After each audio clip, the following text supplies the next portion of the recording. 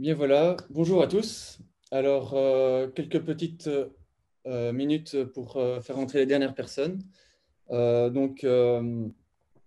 vois qu'il n'y a plus personne dans la salle d'attente, donc on va commencer cet atelier. Alors, bienvenue à l'atelier dédié aux métiers liés aux deux roues, donc les cycles et les motos. Pour garantir une bonne présentation, comme nous sommes pour l'instant plus de 42 présents dans cet atelier, alors je demanderai à tout le public de bien garder la caméra et le micro fermés pendant toute la présentation. Il est évidemment possible pour vous d'interagir et de poser vos questions, mais uniquement par écrit.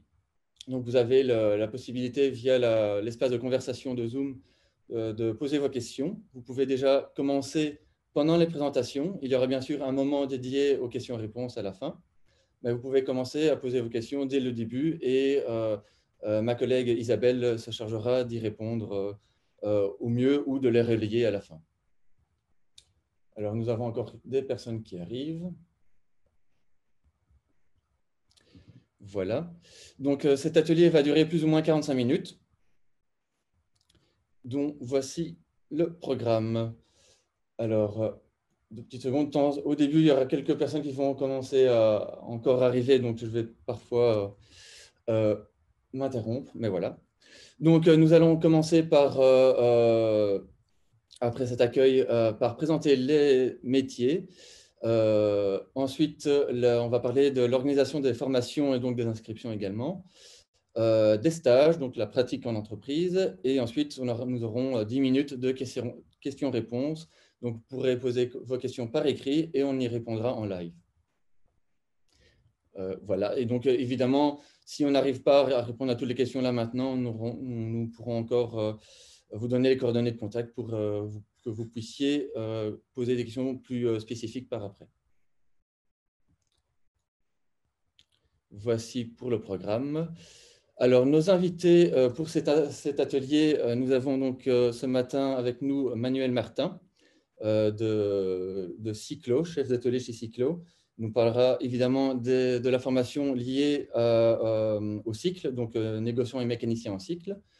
Nous avons également Fabrice Catalano de chez Trustbike et GoFast Moto. Donc, évidemment, il nous parlera des formations liées à la moto.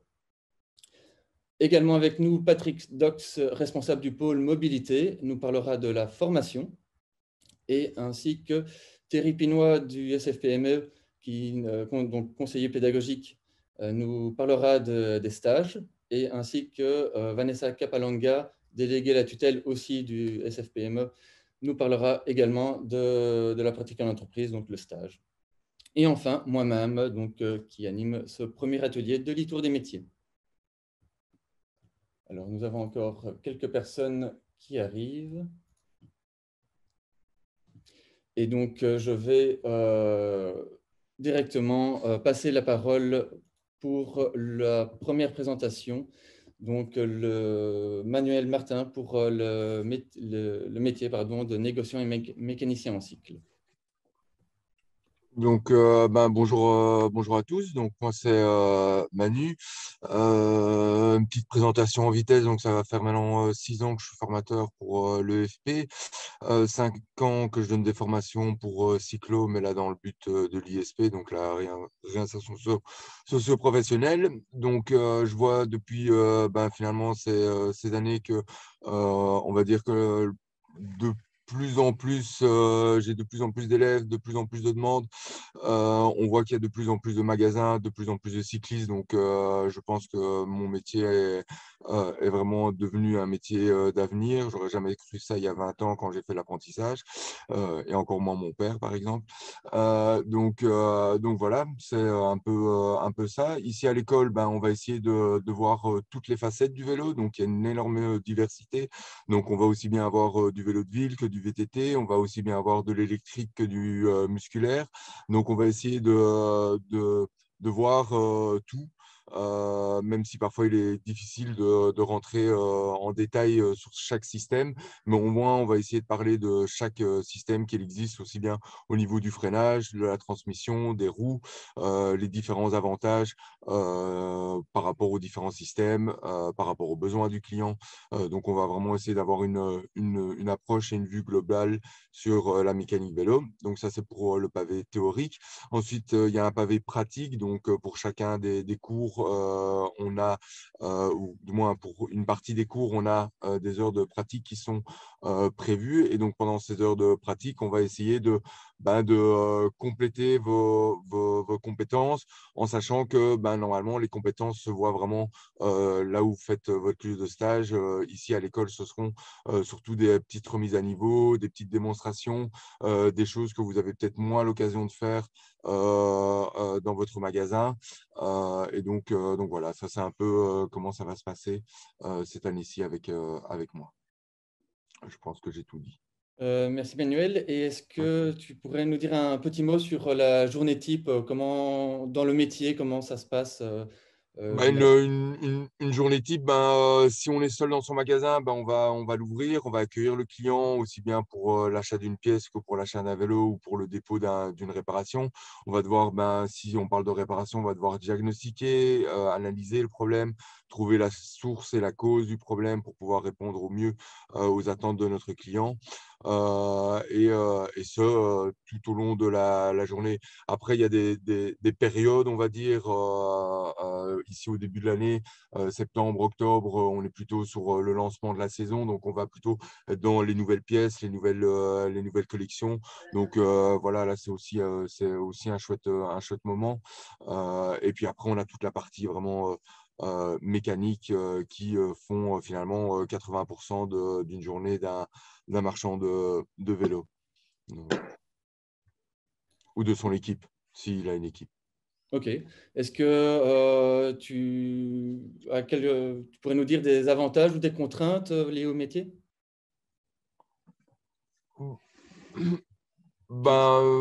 Les contraintes, je dirais que on commence à être beaucoup. Il commence à y avoir beaucoup de marchands de vélo, donc je dirais que ça, on peut dire que c'est une contrainte.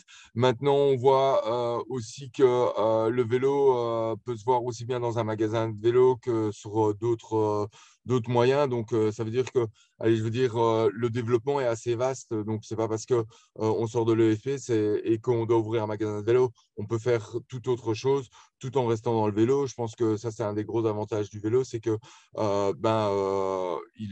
a le vent en poupe. Donc, je pense que ça, c'est vraiment un des gros avantages. Et je le vois par rapport à cette année-ci où j'ai deux classes ou par rapport aux années précédentes où j'en ai toujours qu'une seule.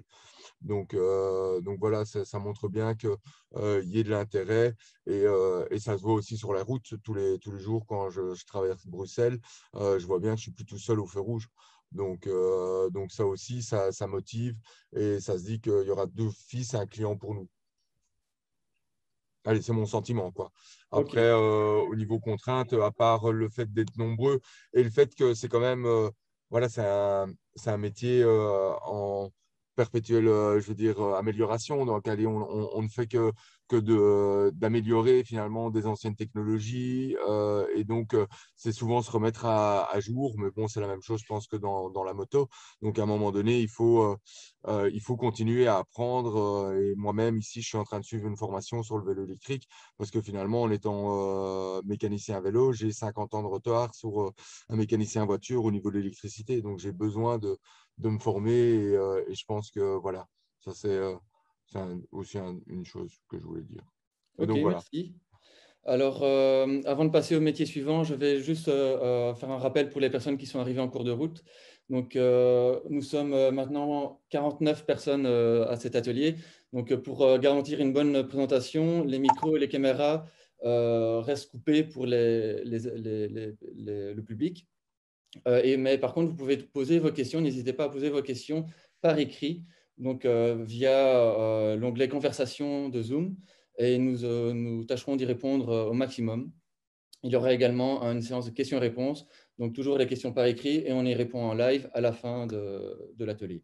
Voilà. Alors, on va passer donc au métier suivant. Et donc, je passe la parole à Fabrice Catalano. Bonjour à tous, voilà, je me présente donc Fabrice, Fabrice Catalano, mon nom de famille. Ça fait maintenant 4 ans que je suis formateur à l'EFP en mécanicien moto. Et je suis moi-même, donc j'ai moi-même fait cette formation lors de son, de son ouverture. Donc je faisais partie des premiers diplômés et je suis sorti en 2014. Donc voilà, ça fait maintenant quelques années. Et je travaille évidemment dans le secteur de la moto. Contrairement à Manuel, moi, je n'ai pas poursuivi, je vais dire entre guillemets, dans la voie de l'atelier mécanique moto. Mais par contre, évidemment, j'y ai travaillé, donc je connais le métier. Et actuellement, je travaille comme vendeur, entre guillemets, chez Trustbike. Mais je dirais, ma palette est bien plus large que simple vendeur, puisqu'on est dans un garage familial et il faut gérer beaucoup de choses, dont le planning de l'atelier, avoir une compréhension je dirais, de tout ce qui se passe dans le garage et aussi le contact avec les clients, donc réception des machines, comme en parlait Manuel tout à l'heure. Donc, le fait que j'ai ce métier et que j'ai ces connaissances, évidemment, est pour moi primordial et ça me permet aussi de pouvoir mieux comprendre ce qui se passe et ne pas seulement me limiter à la vente, bien entendu. J'ai à côté de ça ma société, une autre activité en tant qu'indépendant toujours, qui est là vraiment dans une segmentation, une niche évidemment dans la moto. C'est dans tout ce qui est le monde du circuit et de la piste. Et là, je suis spécialisé dans l'équipement du pilote et c'est vraiment sur des événements que je suis présent. Donc ça regarde vraiment plutôt la partie équipement pilote qui n'a pas grand-chose à voir avec la mécanique évidemment, mais qui fait partie aussi, qui est une des facettes de mon métier puisqu'on est amené en tant que vendeur à vendre non seulement les motos, mais aussi tout ce qui se rapporte à l'équipement du pilote. Donc je dirais que c'est un tout et j'ai la chance de pouvoir être assez large à ce niveau-là et d'avoir les connaissances. Donc, je suis effectivement occupé dans un garage et en même temps dans les événements, dans mon métier. Alors, pour ce qui est d'une journée type, évidemment, là, on va parler d'une journée type par rapport à, je pense, à un mécanicien moto. Il y a deux choses, ce que disait Manuel tout à l'heure, soit vous avez votre propre garage et, bon, soit vous êtes un indépendant seul, je dirais, et donc vous devez tout gérer. Ça veut dire forcément les commandes, les clients, le planning, vous devez faire la mécanique sur vos motos. Donc, ça fait beaucoup de choses. Je dirais qu'alors, c'est plutôt une journée type pour un mécanicien moto qui a simplement un garage et qui s'occupe purement de la technique. Faire plus devient difficile tout seul. Ou alors, vous êtes occupé comme, je dirais, un mécanicien dans un garage. Et à ce moment-là, votre journée type, ça va être l'arrivée au garage, évidemment. En général, on sort tout ce qui est machine d'essai, je dirais, qui doivent être les machines de test que les clients peuvent tester dans une concession. Faire la place, je dirais, au niveau de toutes les machines qui sont prêtes et qui doivent ressortir. Et puis, préparer votre plan de travail. Enfin, il doit déjà être rangé la veille, mais donc, vous avez votre planning du jour, consultation du planning.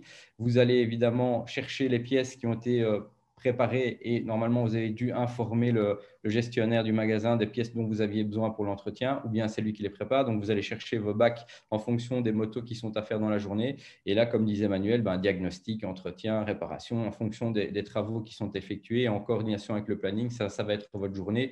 Vous allez avoir des journées plus ou moins chargé, je dirais. Et en fin de journée, une fois que vous avez fait, vous allez aussi être en communication permanente avec, je dirais, le gérant du magasin pour retourner l'information. Peut-être qu'il vous manquera des pièces, donc coordination pour les commandes de nouvelles pièces, du planning aussi, travaux terminés ou pas, la gestion aussi de vos fiches d'atelier, évidemment, hein, puisque vous allez devoir noter tout ce que vous faites et ça va permettre de facturer. Et en fin de journée, évidemment, rangement de votre plan de travail, re-ranger la machine, re-rentrer les machines. Mais aussi pendant la journée, vous allez être amené dans une journée type à devoir redonner les machines aux clients. C'est les machines que vous avez réparées. Donc, ça fait quand même pas mal de tâches. Ça, je dirais que c'est une journée type.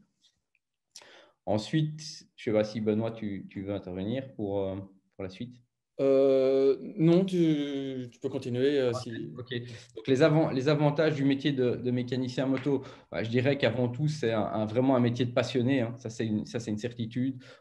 Souvent, la moto, c'est quelque chose que vous avez dans le sang. Il y a quelqu'un dans la famille, etc. Donc, c'est vraiment un métier de passionné. Je pense que c'est un métier, au même titre que le mécanicien vélo, qui est riche et varié. Manuel a déjà exposé ça. On est en permanence et Dieu sait si maintenant on a énormément d'avancées technologiques. Les motos que j'ai connues il y a 20 ans ne sont pas les motos d'aujourd'hui. On a énormément d'électronique. On a beaucoup de choses qui ont évolué au niveau de l'ensemble de la machine, que ce soit au niveau des moteurs, des suspensions, l'électronique et tout ça intervient à tous les niveaux maintenant. Donc, le métier est en pleine révolution et je dirais encore plus que ça. on est à un moment charnière, je pense, de notre métier. Dans les 4-5 années, ça va aller très vite. Je pense que le métier va complètement changer. Donc, l'avantage, c'est riche et varié. Il y a beaucoup de spécialités. Il faut être un bon généraliste. Il faut bien connaître la mécanique de base pour pouvoir ensuite aller sur la mécanique plus complexe et avec les nouvelles technologies.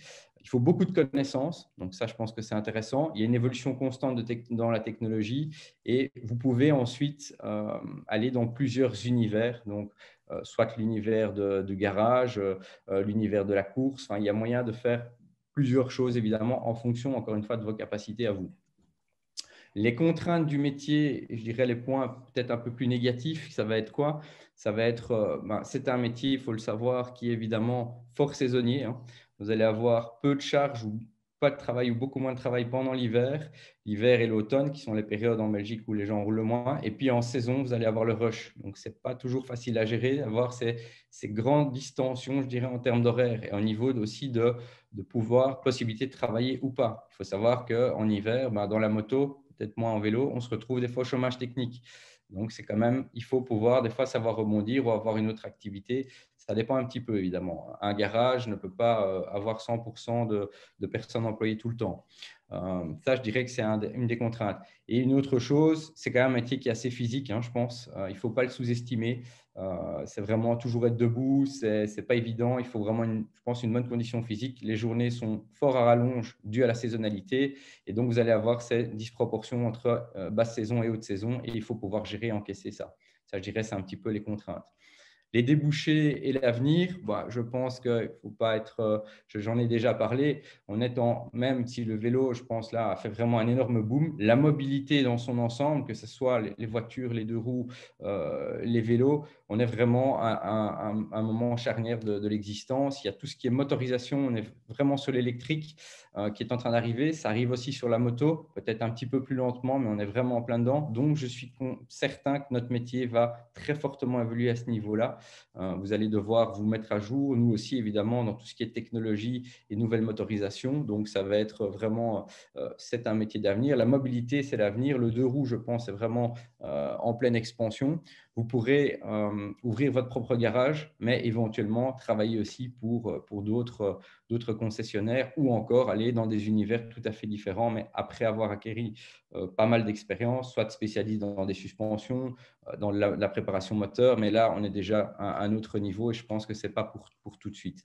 Vous pourrez aussi vous reconvertir en tant que vendeur de véhicules d'occasion avec les connaissances techniques. Je pense que c'est un plus aussi. Voilà, je pense qu'il y a vraiment beaucoup de possibilités en tout cas. Merci Fabrice. Je pense que c'était une présentation fort complète. Nous allons maintenant parler du coup de la formation en tant que telle, donc avec Patrick Dox. Bonjour à toutes et à tous. Je m'appelle Patrick Dox, je suis responsable du pôle mobilité à l'EFP. Alors, moi, je vais vous présenter les formations deux roues qui se font à l'EFP. Donc, on a mécanicien et négociant en cycle. La durée de cette formation est de 2 ans. Il faut avoir 18 ans accomplis au 31/12 de l'année de l'inscription,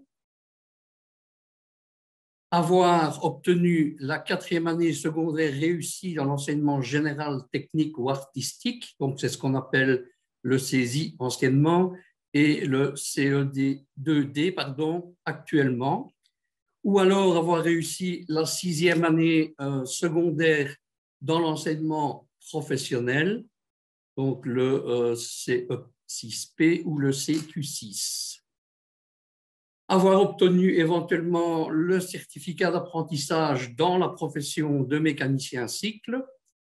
Et si on n'a pas toutes ces conditions, on peut éventuellement présenter un examen d'admission à l'EFP, qui vous permettra, si vous le réussissez, de pouvoir vous inscrire. En mécanicien moto, on a 2 métiers, le mécanicien et négociant en cycle et le technicien moto. Pour le mécanicien négociant, la durée de formation est de 3 ans.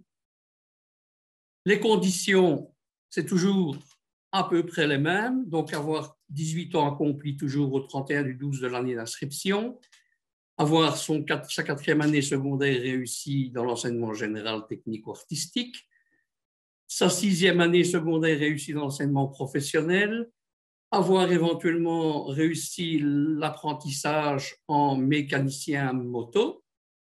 Et si on n'a pas ces conditions, même chose, on peut présenter un examen d'admission à l'EFP. Alors, j'ai omis de vous donner les diplômes et certifications, donc je reviens un petit peu en arrière pour négociants et mécaniciens de cycle.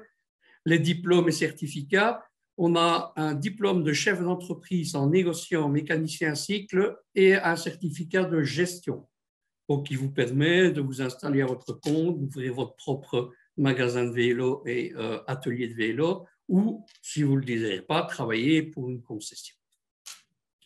Pour les mécaniciens négociants en moto, on a aussi un diplôme de chef d'entreprise en mécanicien négociant en moto, et cela est accompagné par un certificat de gestion. Technicien moto fait un peu partie du cursus mécanicien négociant des 3 ans. La durée de formation est là de 2 ans. Quelles sont les conditions d'accès? Être porteur du titre de mécanicien moto, donc avoir fait au moins la première année du cycle mécanicien négociant cycle. En deuxième année, vous serez dans le cycle de technicien moto. Pour les diplômes et certifications, c'est un diplôme de coordination et d'encadrement technicien de cyclomoteur et de moto. Voilà. Merci Patrick. Nous allons du coup passer à la partie sur la pratique en entreprise. Donc ici, j'appelle du coup, je donne la parole à Vanessa et Thierry. Si. Oui. Oui, voilà. Bonjour à tous. Donc en fait, il y a la possibilité d'effectuer un stage rémunéré pendant toute la durée de la formation. Donc la pratique en entreprise est obligatoire. Vous avez aussi d'autres possibilités pour pratiquer professionnellement, donc soit via un stage non rémunéré, principalement pour les personnes qui ont déjà un contrat de travail, ou également pour les personnes qui s'exercent déjà dans le métier via un contrat de travail. Il y a un quota d'heures qui est minimum, donc ce quota d'heures, en fait, c'est vraiment pour pouvoir accéder à l'examen. Donc, c'est un minimum de 250 heures.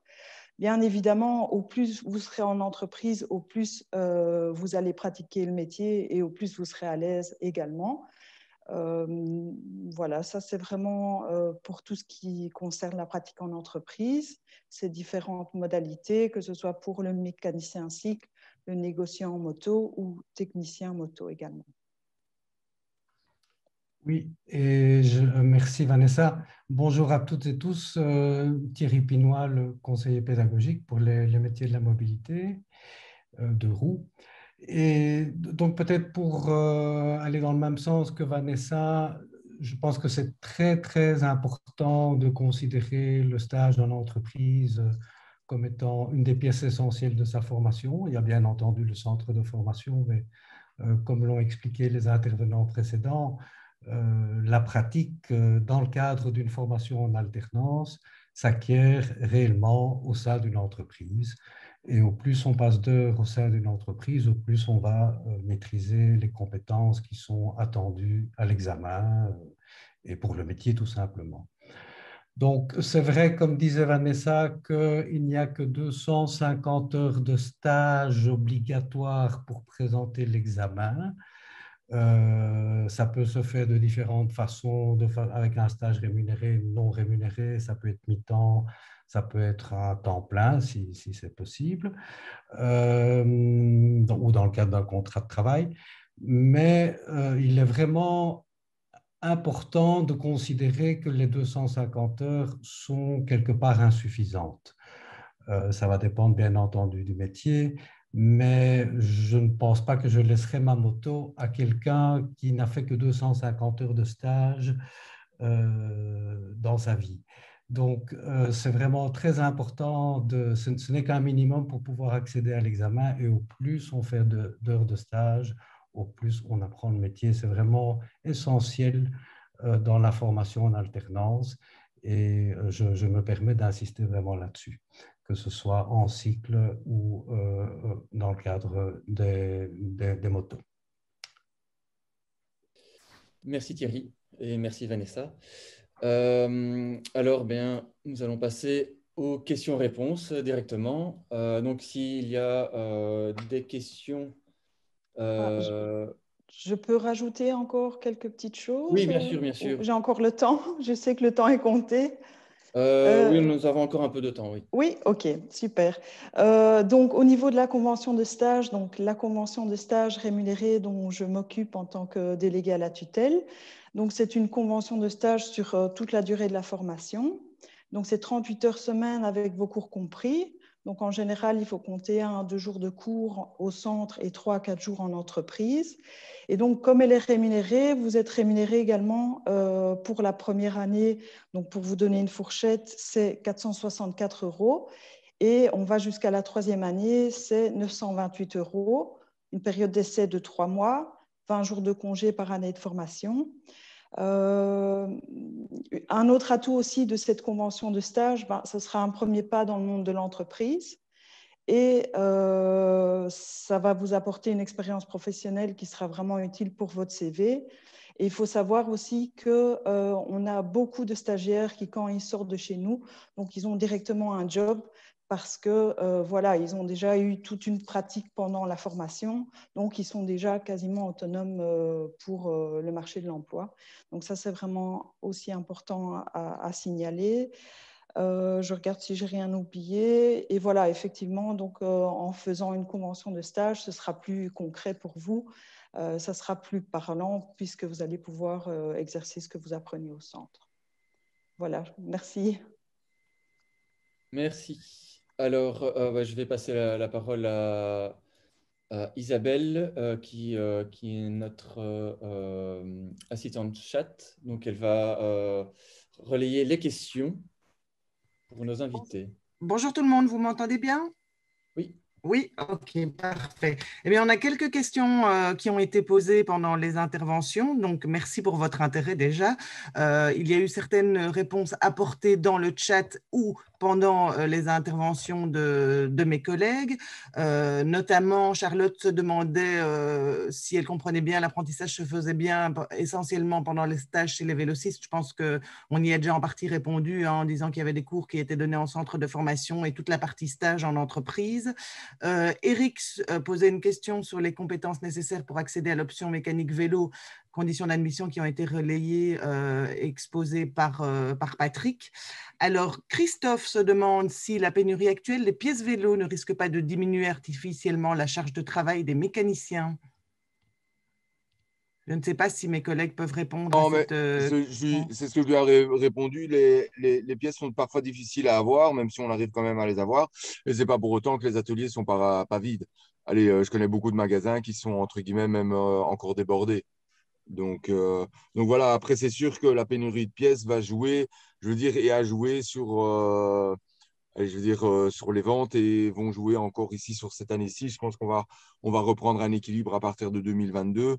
Après, il y a eu aussi le confinement. La saison passée a commencé finalement 3 mois à l'avance. Donc, moi, des amis qui sont marchands ont commencé à vendre des vélos au mois de février et mars, alors que d'habitude, ils les vendaient au mois d'avril-mai. Le problème, c'est que la collection qui était normalement vendue en avril-mai, elle était produite l'année précédente, et donc normalement l'année passée ils auraient dû produire tout ce qu'on aurait utilisé cette année-ci.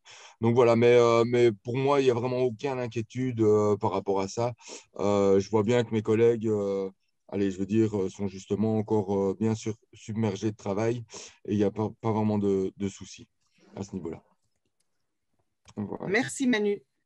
Alors, Christophe se demande également s'il existe une formation pour la mécanique sur les trottinettes électriques, gyroroues ou les autres véhicules de micromobilité. Personnellement, moi, je suis vraiment novice là-dessus. Même chez nous, chez Cyclo, on renvoie nos clients vers un réparateur qui se trouve sur Anderlecht, qui voilà, s'occupe un peu de tout ce qui est voilà, trottinette et tout. Je pense qu'à un moment, on en parlait déjà avec Monsieur Pinois au moment où on a refait le référentiel, qu'à un moment donné, il faudra l'inclure certainement voilà, dans le deux roues vélo. Donc voilà, mais pour le moment, il n'y a rien. Il y a rien, même au niveau théorique, où voilà, on n'aborde pas le sujet de la trottinette ou autre. Donc, pour l'instant, pas, mais peut-être qu'à terme, une évolution au niveau référentiel pourrait Voilà, cette voilà. compétence-là, alors si je comprends bien. Ouais. Je me dis que si on en parlait il y a 2 ans, qu'on a fait le référentiel et qu'on voit l'engouement finalement de tous ces déplacements doux, ben, à un moment, on va devoir peut-être rajouter une petite matière à ce référentiel, revoir un peu le référentiel pour aller rajouter ce pavé. Merci. Alors, il y a différentes questions par rapport au stage, qui ont été en partie répondues déjà par Vanessa et par Thierry, notamment où peuvent avoir lieu les stages à Bruxelles, en Wallonie ou en Flandre. Est-ce que tout est possible? Est-ce qu'on se fait aider pour trouver un stage? Est-ce qu'on peut faire un stage à mi-temps? Peut-être qu'il serait opportun, Vanessa, que tu redonnes les éléments de réponse les plus par rapport au stage rémunéré, non rémunéré, durée du stage et l'aide qui peut être fournie. D'accord, oui. Donc, au niveau de l'aide par rapport à votre stage, donc nous, il faut savoir qu'on a une longue collaboration avec des patrons. Donc, on dispose aussi d'une liste avec toutes les offres de formation sur toute la région. Donc là, cette liste, elle peut vous être mise et voilà, on peut échanger également pour essayer de trouver un patron le plus vite possible. Au niveau des stages non rémunérés, donc là, il faut revenir vers nous. À ce moment-là, dès que vous avez un stage non rémunéré, on vérifie si ce stage non rémunéré peut être fait sous certaines conditions. Donc, les stages peuvent se faire, voilà, comme on a dit, à Bruxelles, en Wallonie, mais à ce moment-là, c'est via l'IFA-PME. Et en dehors de Bruxelles, donc sur la périphérie, donc sur certaines communes, ça c'est vraiment sous certaines conditions également. Voilà, je ne sais pas si j'ai oublié quelque chose. Isabelle, dis-moi. Il me semble qu'on a eu l'essentiel. En tout cas, il y a des soutiens qui sont apportés et n'hésitez pas à vous y prendre le plus tôt possible pour trouver un stage. Il y a d'autres questions qui ont été posées par rapport aux horaires de cours. Patrick a donné des informations. Je vois qu'il y a des réponses dans le chat. En tout cas, la formation moto se déroule actuellement en cours du soir. 1, 2 à 3 fois par semaine en fonction de l'année et du nombre d'heures de cours. Alors, une question de Maher Remo aussi qui est intéressante. Il se pose la question de savoir pour la formation mécanicien moto, est-ce qu'elle est accessible à une personne âgée entre 45 et 50 ans et qui désire se reconvertir professionnellement? Pourrait-elle, au terme de cette formation, ouvrir son propre garage? Je pense, Vanessa, que là, au niveau de la reconnaissance… Il n'y a pas de limite d'âge de toute façon, ça c'est une chose. Et oui, de toute façon, une fois que la personne a terminé la formation et qu'elle a bien sa gestion, donc là, elle pourra faire le nécessaire pour ouvrir son propre commerce de toute façon. Est-ce que je peux me permettre? Oui. Oui, je voudrais revenir sur la remarque d'avant concernant les horaires. Petite précision, donc en moto, l'année dernière, nous avions une classe en première année, le soir. Vu la demande, nous avons décidé d'ouvrir une deuxième classe. Donc, il y aura 2 classes le soir. Et en ce qui concerne les vélos, l'année dernière, nous avions 2 classes le soir. Et on a aussi décidé d'élargir l'offre de formation. Et donc, on va garder ces 2 classes du soir et en rajouter 1, voire 2, si possible, en journée. Voilà. Merci Patrick pour ce complément d'information. Est-ce que vous m'entendez bien? Parce que j'ai apparemment une info comme quoi ma connexion est instable. Oui, très bien, très bien. Et il nous reste encore Ok, 4 minutes tant pour mieux. les questions-réponses. Et, donc, Alors, j'ai encore deux questions ici intéressantes. Simon se pose la question de savoir si, étant chômeur isolé, il y aurait un impact du stage rémunéré ou non rémunéré sur ses allocations de chômage. C'est vrai que c'est un point très intéressant. Donc là, je pense que ce serait bien que Vanessa puisse donner quelques compléments d'information. Oui. Et alors, il y a également quelqu'un qui nous demande si la formation en alternance mécanicien de motocyclette et cyclomoteur est ouverte en formation jeune Alors, à la partir de 15 ans. Oui, la formation jeune n'est pas ouverte à l'EFP, mais par contre, elle est organisée via l'IFA-PME. Donc, ça veut dire que la personne devra vérifier sur le site de l'IFA-PME, comme ça de mémoire, je pense que c'est Liège et la Louvière, mais elle peut très bien donc avoir ses stages sur Bruxelles tout en suivant ses cours en Wallonie. Je pense que Charleroi a ouvert aussi. C'est Braine-le-Comte. C'est Braine-le-Comte, c'est plus la Louvière. J'ai un élève de l'année passée qui a switché cette année-ci. Donc maintenant, le centre la formation au vélo est retourné à Braine-le-Comte. Ah oui, en tout cas, pour les mécaniciens moto, normalement, ça, c'est vrai que c'était Liège Oui, voilà. Mais la pour le Louvière, vélo, je sais que c'est retourné à Braine-le-Comte. Okay. Merci. Et alors, Vanessa, par rapport à cette question de Simon, donc, qui se demande ce qu'il se passe s'il veut conclure un stage rémunéré ou non rémunéré par rapport à ses allocations. Donc il y a la possibilité de demander une dispense donc via son organisme de chômage. Donc, il faut bien l'introduire. Et alors, donc, il faudra laisser un battement avant de commencer la convention de stage. Donc, un battement de 3 semaines.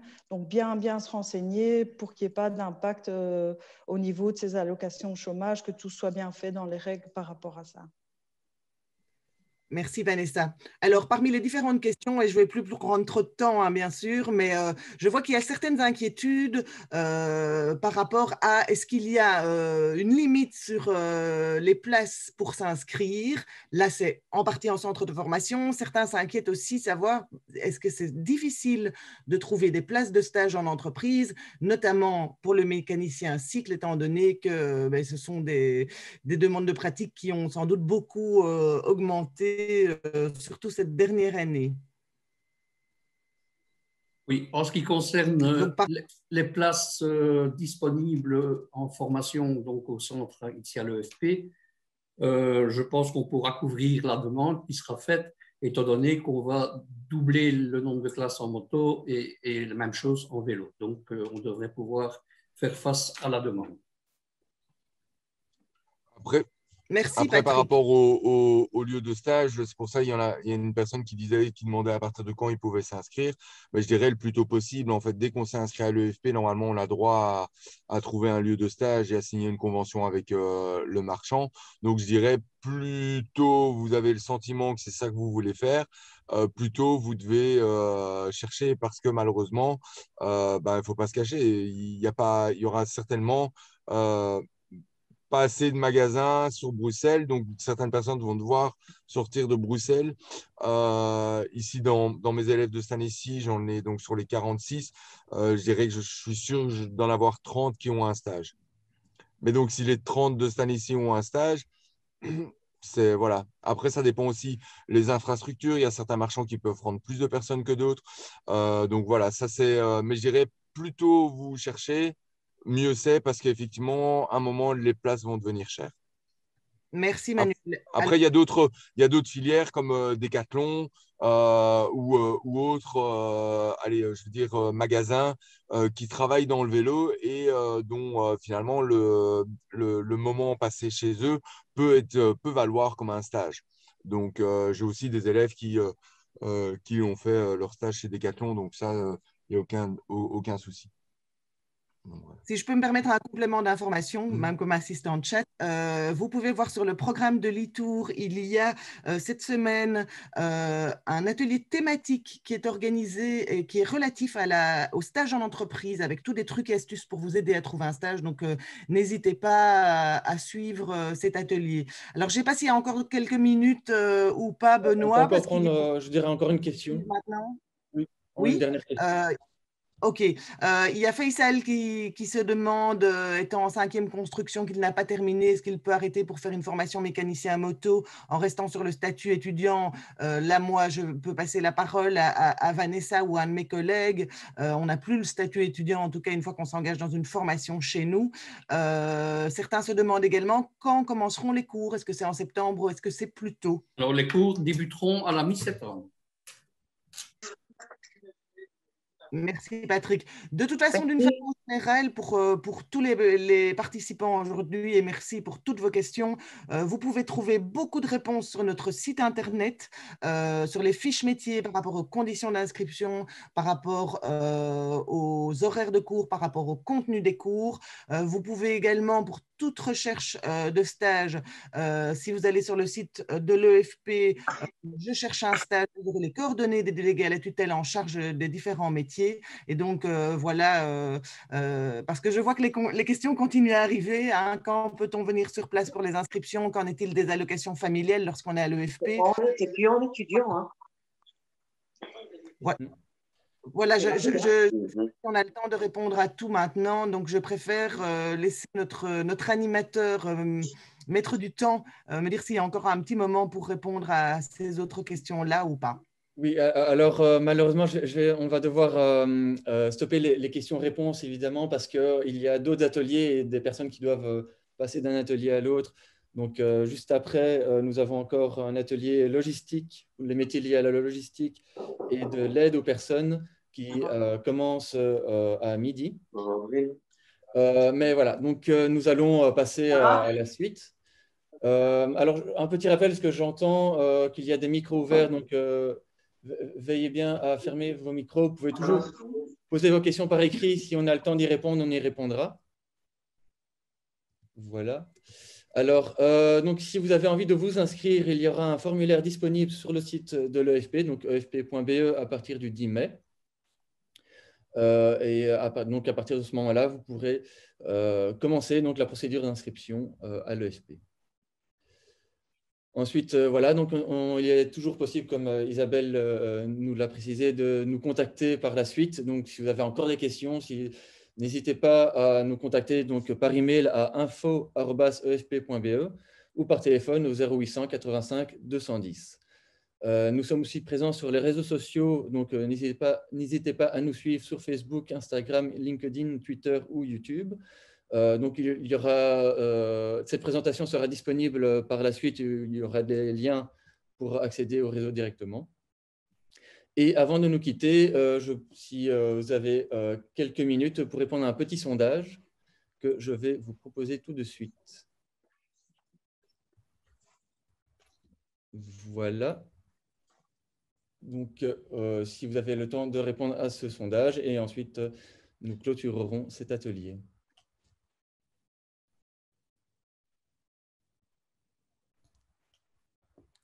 Je pense qu'il doit s'afficher chez tout le monde. Prévenez-moi si ce n'est pas le cas. Je vois qu'il y a des premières réponses.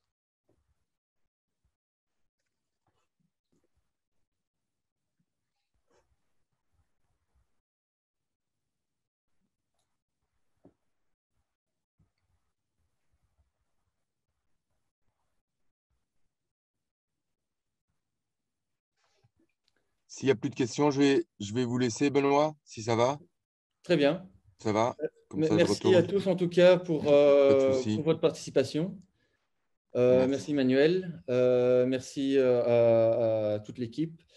On se retrouve bientôt alors à l'EFP ou ailleurs. Oui. OK. Bonne journée à tous. Merci à tous. Merci tout le monde. Merci. Et n'hésitez pas, les tours des métiers continuent. Donc, il y a aussi des ateliers thématiques sur différentes thématiques, dont l'alternance, les stages, l'entrepreneuriat notamment, ainsi que tous les autres métiers de l'EFP. Donc, c'est sur itour.efp.be.